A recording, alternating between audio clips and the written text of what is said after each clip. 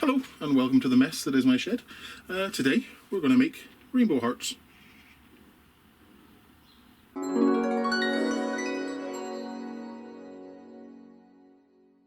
Well, to begin with, we need to create a template for the shape we're cutting out. I use Inkscape for this because it's free, it's open source, it's very similar to Adobe Illustrator, and it's perfect for drawing out basic plans for projects you might be getting on with.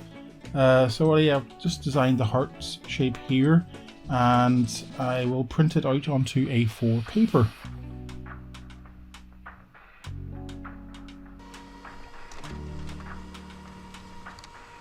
Here is my dirty printer that needs a clean out.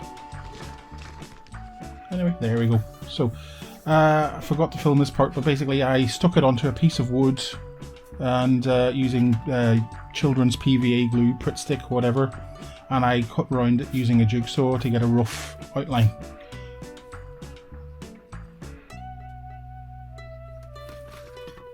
So the next thing I need to do is clean up the edges of the heart. I want them to be properly finished edges, and the reason for that is then when I cut the individual segments of the heart out, they all go back together perfectly. So I want a nice clean edge around the outside.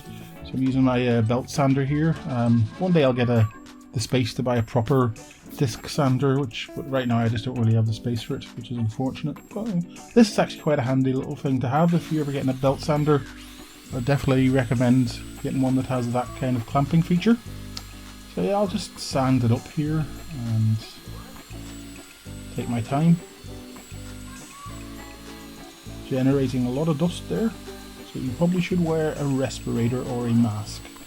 I'm adjusting the tracking of the belt because it was slipping over one side a bit too much. So if you're ever using a belt sander and you find that the belt's slipping one way or the other, there's usually a knob that you turn to fix it.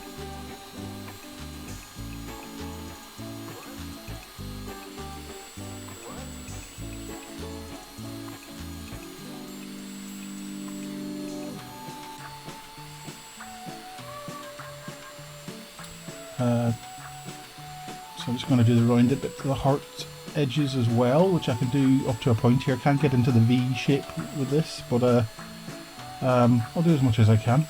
Also, while you're here, would you be willing to give me a like or a subscribe? I don't know. I don't like asking for stuff like that, but you know, the evidence suggests that asking and calling out for likes and subscribes works, so who knows. You don't have to if you don't want to, I don't mind. Anyway, so done with the sanding, and let's give it a bit of a clean up using a vacuum cleaner from indoors, which my wife is probably wondering where it is. So now we're going to do some of the bits of the heart I couldn't get into with a belt sander. I like using this oscillating tool with a sanding attachment on it. It's quite an aggressive sander, a lot more aggressive than a standard handheld detail sander I found. These oscillating multi-tools are absolutely great little tools to have. Kind of amazing to consider that they were developed originally for cutting off plaster of Paris casts. So I found that out recently, so I'll use a triangular file to get down into the middle here, into this V shape. But yeah, apparently the German tool company Fine developed the oscillating multi-tool in the 60s as a tool to cut off plaster casts without damaging the skin underneath. Yeah, apparently so. So now we start cutting. Accuracy is important here, so you need to take your time. My advice is really take your time. Don't force it, or else you're going to go off course. The blade choice is also important. You need to use a scroll type jigsaw blade, so that is generally shorter than a regular jigsaw blade and is also slightly thinner, so it's not as deep. But half, if you look at it from the side, it's half the width of a regular jigsaw blade. Also, the teeth count is important, so you'd probably want 20 teeth per inch if you want to get a nice clean cut. So, but yeah, if you try to use a regular jigsaw blade, you're not going to get it ain't going to work. You're not going to get a good cut. Alternatively, if you've got a scroll saw or a bandsaw, yeah, that's even better still. Like I say, I just don't have the room for it in my shed. So anyway, so I'm going to just speed up through to the end, and the last bit is the last two pieces to cut are tricky. So I'm going to just clamp it down to help me get a start. But the reality is, now this is going to be tricky, and you need to be careful of your fingers here because you're really sort of getting very tight in. So yeah, I've got to get a start here. Now I can't cut the whole way through with a clamp in place, but this is just to help me get the first cut in. And once I get that in, I should be able to just follow along.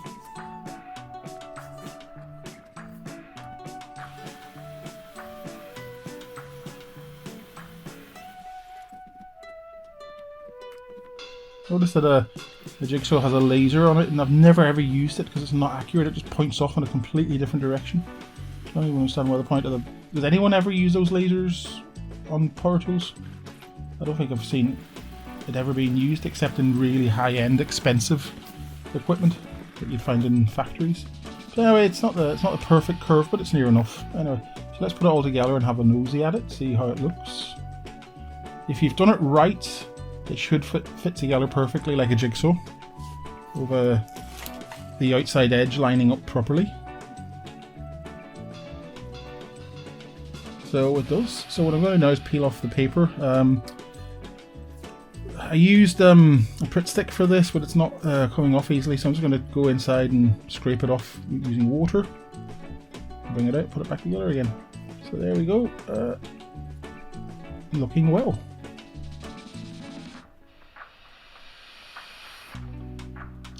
So what I'm going to do is make a mark on the outside edge of every piece, and that's just to help me when I'm painting them, because I need to paint the outside facing edge but not the inside facing edges, and I'll explain why in a bit.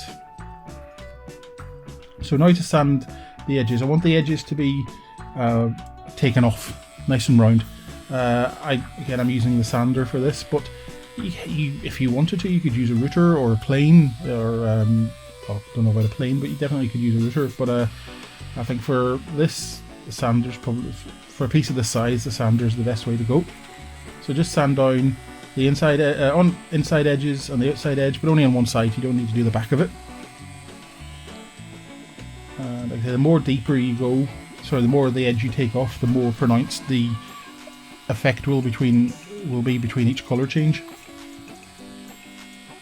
Now you may say, well, why not? Why do you need to cut all this up? Well, that's largely because it looks better, and it's very hard to paint this kind of pattern without colours bleeding into each other segment. Like you can't, you could use masking tape, but that'd be tricky to cut the masking tape to shape. So this way I think it looks nicer. It just looks better. So there we go, all fitting together nicely. So I'm going to take this into the kitchen and paint it. I'm going to skip over that because you don't want to see me painting it because it's kind of boring. So there we go. I just generally use the cheap sample pots of paints you get in your local DIY shop for this. I used emulsion instead of gloss, and I'm going to spray resin on it later to give it a shine. Now you could use gloss if you wanted to, but I choose not to because two reasons. It's messy as hell because you have to wash the brush between each colour. At least with emulsion you can just stick it under the tap and it's rinsed in 10 to 20 seconds. And also I just think painting it with emulsion paint and then putting the spray lacquer on top of it just makes the colours pop a bit more. So I'm doing now is I'm gluing them together. So on the back I'm using duct tape. So I just put a bit of glue along each inside edge. You notice when you'll see it here, I didn't paint the edges that are getting glued. I just had the paint go over the edge slightly because the glue won't take to the paint. It's a weakness. So that's why I don't paint the inside edges. You can use any tape for this really, as long as it's sticky and it stretches. You want to stretch so that it pulls the pieces together. So I will just jump through to the end, and there you go, final piece. Give it a bit of a stretch and stick it down.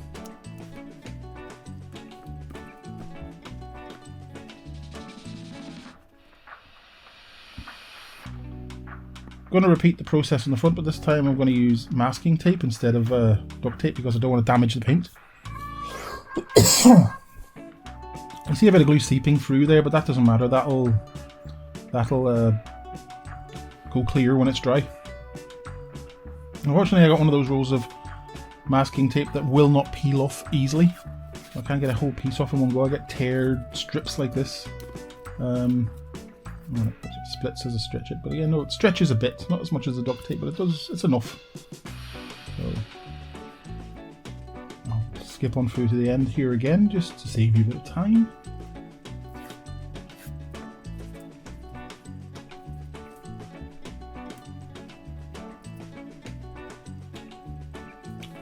And there we go.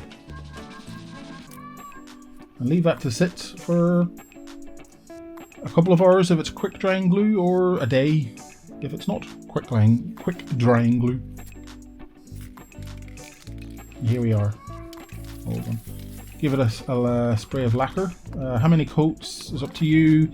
A minimum of 2 is probably necessary, but you could go 3 or 4. It's just read the instructions and do it outside, probably because breathing in that lacquer fume, those lacquer fumes isn't good. You could sand the back if you want. There's no real need. It's not going to be seen, but if you want to make it look nice, just be complete, might as well. So there we go. All finished. Looking well, isn't it? Thank you. Bye bye.